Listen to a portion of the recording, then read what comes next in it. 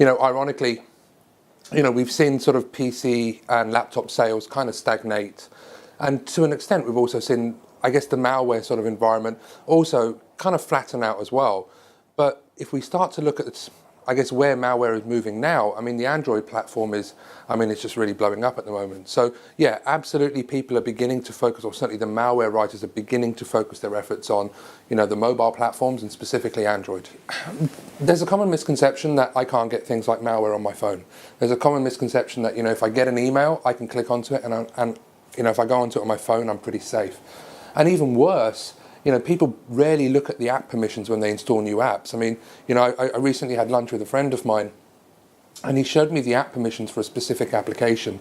And it was things like, we will take control of your microphone, we will take control of your camera, we won't tell you when we do this, we can, and you think to yourself, well, if people just simply read this, they would never install that. So I think, I wouldn't say the same degree of consciousness. I would say have a heightened sense of consciousness when you start to, interact with your phone, when you give away your details as well. So we can sit here and we can talk about malware and we can talk about advanced attacks, but, I think the mobile is probably more vulnerable because, if you think about it, 10 to 15 years ago, if we got, if we'd have our computers, our desktop computers in the corner, it's unlikely you'd lose that on a train.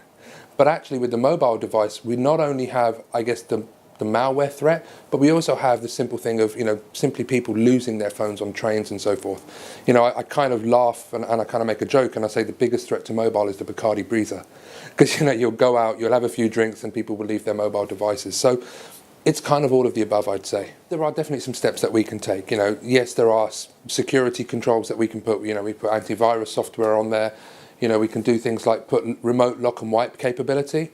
And it's important you do that before you have an incident. And a great example was, we went away on a holiday and with friends of ours, and when we got back, I got a phone call saying that they'd been broken into and their tablet device had been stolen. And I said, is there anything we can do? And I said, well, did you have, the remote lock and wipe feature? And they said, no. Well, of course you can't, right? You can't put security in after the event. So, just taking simple steps like that, I think, are important.